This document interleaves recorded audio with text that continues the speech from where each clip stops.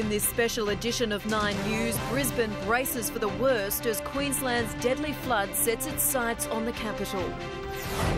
At least 9 people confirmed dead in the disaster zone, with the death toll expected to double. All the dramatic pictures from a state in crisis. This is Adelaide's 9 News with Michael Smith and Kate Collins. Good evening. The scale of the Queensland flood disaster is astonishing. 9 people are confirmed dead, at least 4 of them children.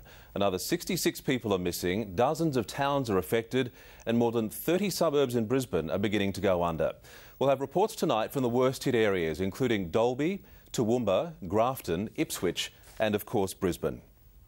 First, though, to Grantham, and among the dead are a woman and her 2 children swept away in their car.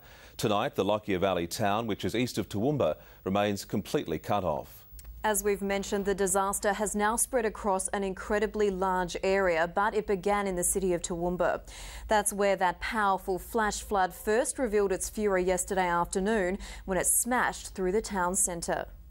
A deadly torrent. That's coming fast. Showing no mercy, the 8-metre high wall of water surged through Toowoomba. No. Oh, no. You got it? Yeah. Oh.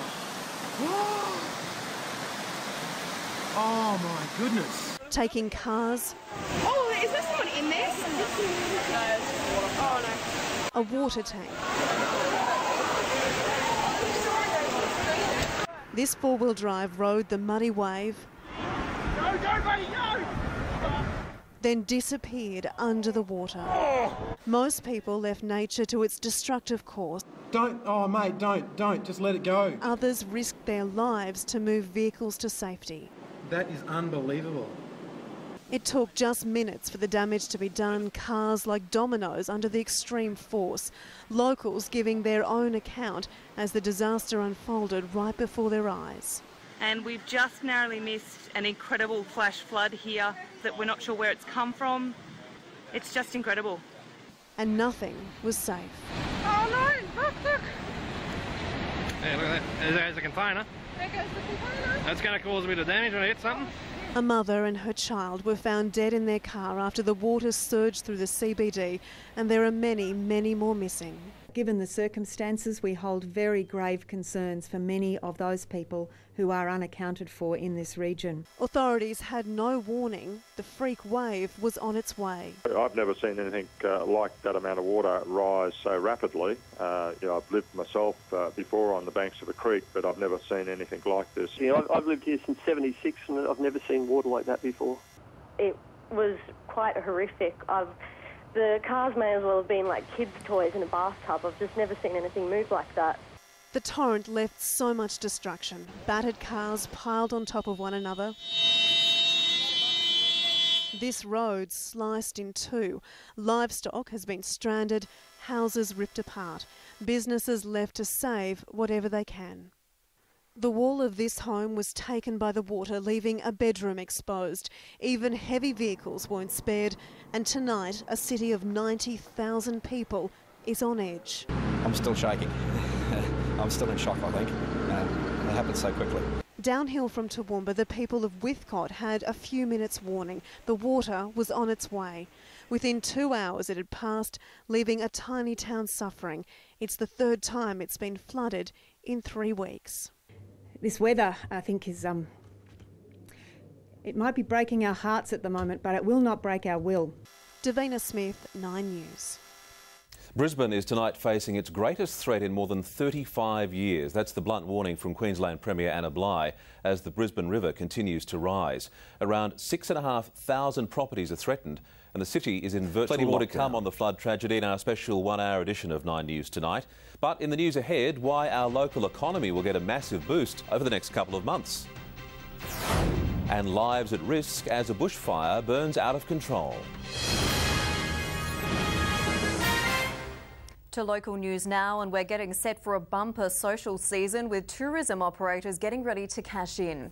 The Tour Down Under signals the start of 2 months of world-class events in Adelaide, bringing with it thousands of visitors and millions of dollars. And with cyclists out in force in the run-up to the Tour Down Under, authorities are again pleading with motorists to share the road.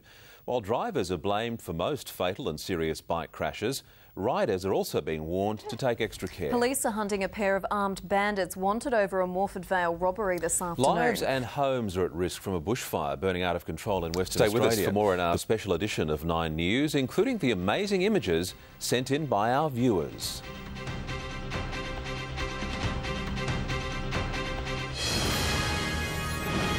In the news ahead, America's political shooting suspect faces court. And Princess Mary's children meet their new twin siblings. Time for the rest of the day in sport now with Mr Dillon, and Australia's named its one-day team. Yes, Smithy, and a bit of a mixed result for our Redback boys. We'll have the squad for you shortly. Good evening, everyone. Also tonight, a day of tennis upsets in Sydney, a double delight in Doha for Tim Cahill, and the race that became an obstacle course.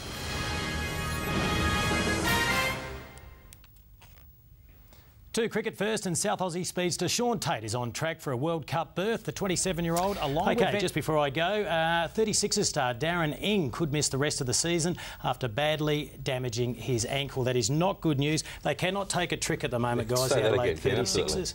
So we wish him all the best. Good on you, thanks. Thank you, Kim. To finance news now, and Australian stocks closed lower today amid concerns over the economic impact of the Queensland floods. Shares in Suncorp, a Queensland-based insurer, lost 31 cents. The banks and the big miners were all mixed. The Aussie dollar finished weaker against the major currencies. It's down more than a cent against the greenback. Stay with us. Brenton's next with the rest of the week's forecast, including the latest on the expected wild weather. Thanks, Brenton, and that wraps up this special extended edition of 9 News. Thanks so much for your company. We'll see you again tomorrow night at 6. Good night. Good night.